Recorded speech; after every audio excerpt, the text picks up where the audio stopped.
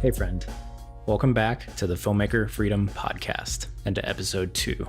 Now, if you missed the first episode, I highly recommend going back and listening to it real quick. Not only do I share pretty much everything that we're going to cover during this entire season of this show, but I also laid the foundation that you're going to need to have in order to get the most out of each subsequent episode. And that foundation was really about defining filmmaking success for yourself instead of letting society and culture define it for you. And that's really important because when you control your definition of success, you give yourself the best possible chance of living a good life. So again, if you missed that first episode and you haven't really thought about what your own definition of success is, just go back and do that real quick. I will be here waiting. All set? Good. So let's move forward, assuming you've got a pretty good idea of what you want to accomplish with your filmmaking in the next few months, years, and even in the long term. And don't worry if it's not like crystal clear or if you think it might end up changing later on. That is all well and good for the time being. Just as long as you have a direction that you'd like to start moving, you're ready to move on and start taking action towards your goals.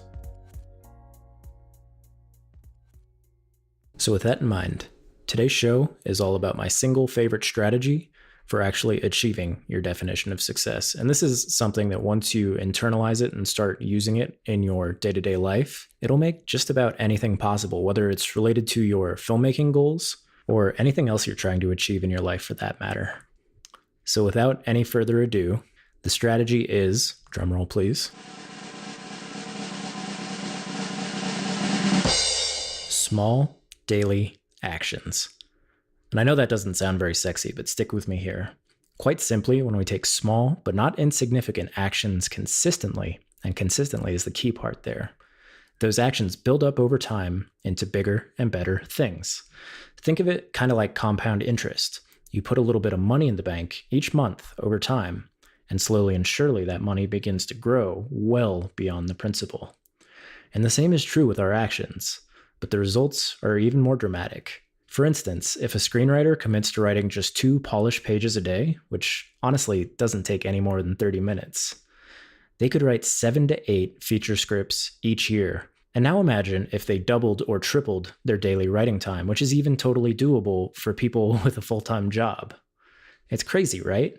Here's another example. If an aspiring cinematographer commits 30 focused minutes a day to studying light and how to manipulate it, their lighting skills will improve dramatically over the course of a year. I'm sure you're getting the point here. It doesn't take much to make meaningful progress towards our filmmaking goals as long as we focus and take the right kinds of actions consistently. So that's what today's episode is all about, and I'm going to dive more into that philosophy in just a minute. However, before we dive into any of that, I want to tell you a little bit about Musicvine, the cool company sponsoring this first season of the Filmmaker Freedom Podcast. So you have a lot of choices these days when it comes to finding music for your films and video projects, but Musicvine truly stands above the pack. Not only is it refreshingly straightforward to license music you'd actually want to use in your films, but it's also genuinely affordable, even for indie filmmakers on shoestring budgets. And the best part is, the music is all thoughtful, expressive, and genuine. It's sourced from indie artists all over the globe who put the same care and attention and soul into their music as you do into your films. That's why all of the music in this podcast comes straight from the Musicvine library. So if you like what you hear in today's show, you can learn more about Musicvine and get an exclusive 10% discount on your first song when you visit filmmakerfreedom.com. All right, so let's dive into the episode. Now, before we can really tackle this subject of small daily actions and how they can consistently move us towards success, we need to tackle the elephant in the room. So I've said this many times before, and I'll say it many times in the future, but I'll say it here today. Overnight success is bullshit. And if becoming an overnight success is part of your plan for succeeding as a filmmaker, then you, my friend, are really just setting yourself up for failure. And I'm sorry to be so blunt with that, but we need to be honest about these things so that people don't waste their time and spin their wheels. So I wish I could just leave it at that, But I think we need to dive into this just a little bit deeper. So this topic of overnight success is probably one of my biggest gripes with conventional media and blog coverage of the film industry and the indie film industry in particular. So blogs and magazines and podcasts and whoever else covers and writes about and shares stories about filmmakers, they love success stories, and especially ones that they can tout as stunning overnight success stories. So I bet you've seen and been inspired by some variation on these stories before, and tell me if these sound familiar. Number 1, some filmmaker just came out of nowhere and won Sundance and got a massive distribution deal for their first feature. Holy smokes. Or what about this one? This 45-year-old insurance salesman from the Midwest just sold his first feature script to Hollywood and is now the world's most in-demand screenwriter. Wowzers. Or even this one that's happened a few times in the last few years.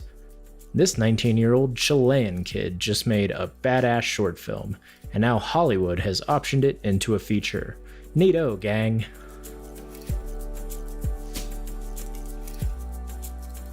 So, sorry for the sarcasm there, but these are all stories that just come around once a year or so.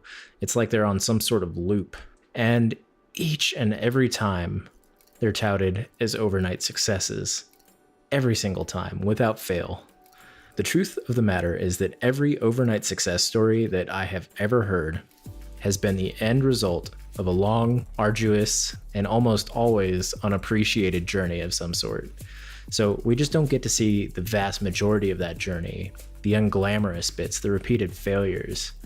We're privy to the ending of the story without being able to see the beginning or the middle. We see the last triumphant 5% without seeing the sucky, miserable 95% that came before. So here's what's usually left out of the overnight success stories that you hear about filmmakers.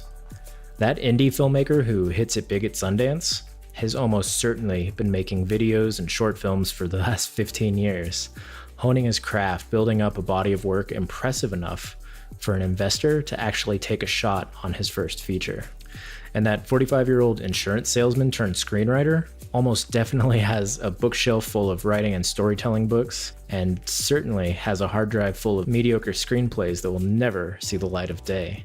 He cut his teeth working on his craft and failing for years, and all on the nights and weekends, mind you, and that's all before he saw any success.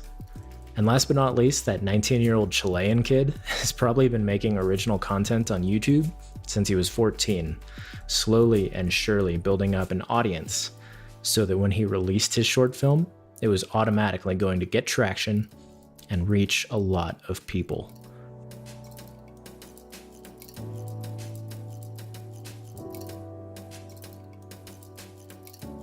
So all of this is to say that yes, some people actually do achieve a level of success fairly suddenly, but it only comes after years or decades of honing their craft and being persistent with their goals.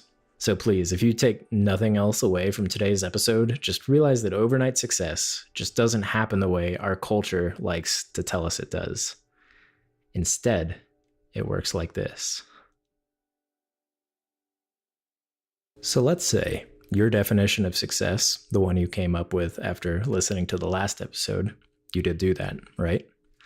Let's say your definition of success is a set of blueprints for a house, and it's your job, my friend, to build it with your bare hands. So you wouldn't just expect the house to materialize out of thin air, would you? I'm hoping not, because that would be an overnight success, and we're not playing that game. Instead, you'd focus on laying a strong foundation, and then you'd start building up the house, one brick at a time. So now let's imagine what this whole metaphorical house building process would actually look like. For starters, you probably wouldn't be very good at laying bricks, at least at first. And you probably wouldn't even like it. I mean, who likes stacking bricks? And trust me, your house would suck when you were just starting out. It would look like a gross little patch of dirt with part of one wall built up and maybe a few scattered bricks lying around. Not very impressive at all. Inevitably, some neighborhood kid would roll by on his little BMX bike, just pointing and laughing at your terrible attempt at a house, and it wouldn't feel good. But you, my bricklaying friend, you wouldn't let the naysayers deter you. Because you've seen the blueprints for your house and you know with 100% certainty that it's going to be a marvelous place to live.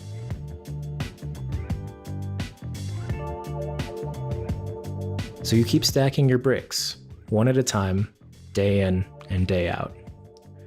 Eventually, the house starts to take shape. The foundation and the frame are in place. You're laying new bricks more quickly, efficiently, and skillfully than you were at first. And better yet, you actually have momentum on your side now.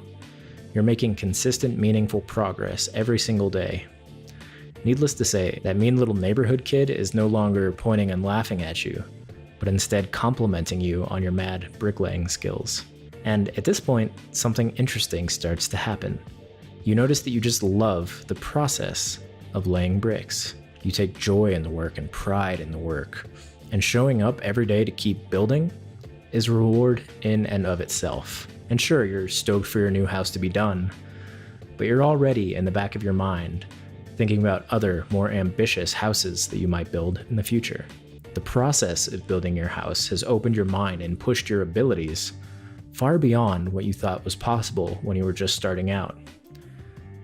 It's actually turned you into a different person, someone who's capable of far more.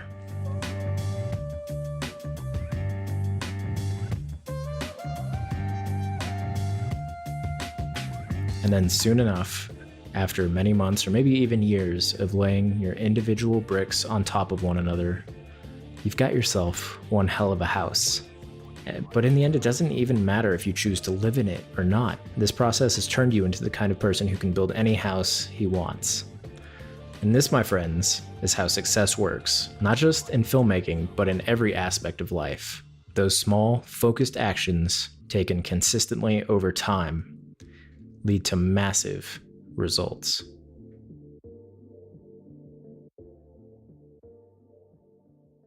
So that's really the foundation for what this season is all about.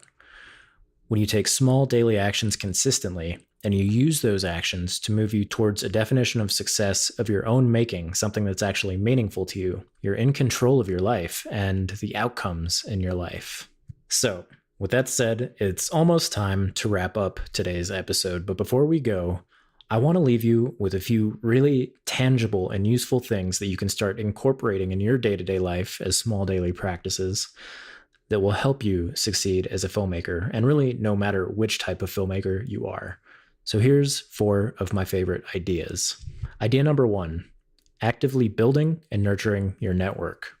So no matter which path you take through the world of film, you can't do it alone. So focus on building sustainable, long-term relationships with other filmmakers, creatives, business people, or anyone else who could potentially partner with in a symbiotic way. And more specifically, in terms of the daily action here, reach out to one new person or one existing contact in your network every single day. And that doesn't have to be anything crazy. Just shoot a quick email or a text messages to see what they're working on and if you can help. And just try to build up a sense that you're genuinely invested in the success of the people in your network. And a funny thing will happen. They will be equally as invested in your success. Idea number 2, work to build a few important new skills. So not all skills are created equal, and some have much higher returns on investment. So high value skills are the ones that make us more likely to get paid work, or they make our films noticeably better. And depending on what your definition of success is, identify a few key skills that will have the maximum impact in getting you there. And then just start building those exact skills one at a time. Once you know the key skills you should be working on, develop systems and routines so that you can improve that skill by just 1% every single day.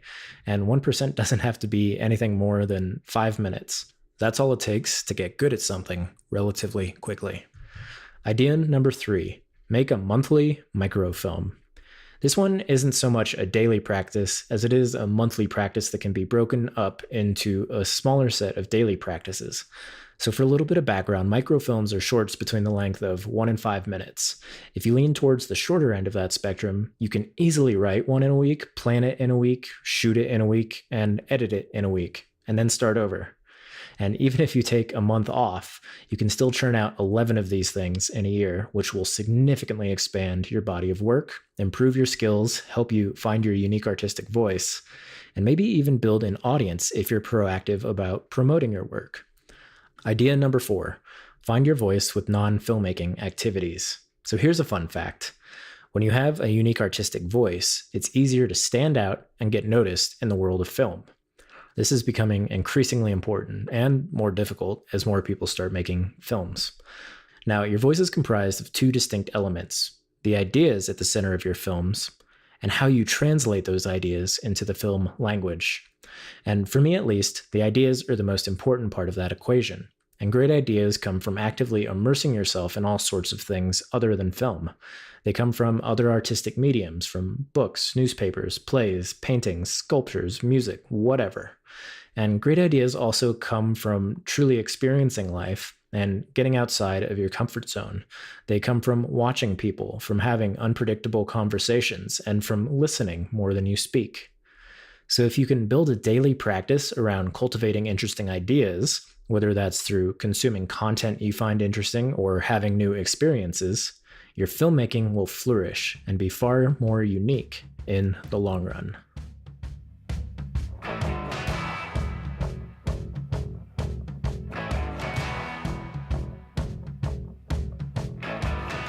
So that's all I've got for this second episode of the Filmmaker Freedom Podcast. If you want more ideas for small daily actions that you can start taking right away to move you forward in your filmmaking career, go to filmmakerfreedom.com/2, and that's the number 2, not spelled out or anything. I have all of these ideas that I just shared and more written out for you and ready to go. And if you want even more than that, don't worry, we'll be covering a ton more ideas over the course of this entire season. And don't forget that this whole season is sponsored by MusicVine. In fact, when I started using the service, I noticed that the interface was really clean and really simple. So I asked Lewis Foster, one of the co-founders, why they decided to make it that way. One of the key things we've done is actually to focus on simplicity. There's a lot of other sites out there where the interface can be quite chaotic, where there's a lot of things going on. Whereas we've really tried to distill it down to what's most important for a filmmaker to find the right track. For example, when you search for a track, you'll get suggestions for relevant collections. So it's all very intuitive and organic, but it's also very minimalist. And that's the way we plan to keep it as well. Thanks so much for listening. If you found any of the ideas in today's show useful or inspiring, it would mean the world to me if you could leave a rating and a review on iTunes. That's how small shows like this one can actually break into the charts and get seen by more people. And before I let you go, there's one question for next episode that I want you to start considering now, and it's this: why do you want to be a filmmaker? That's it for today. I'll see you soon. Peace.